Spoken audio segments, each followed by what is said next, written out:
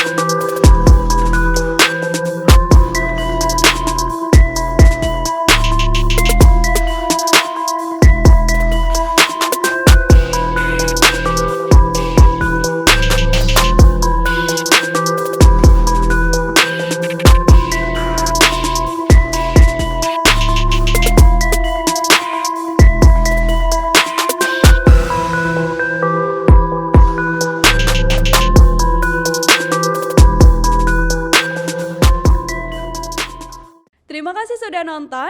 Jangan lupa like, subscribe, dan share ya.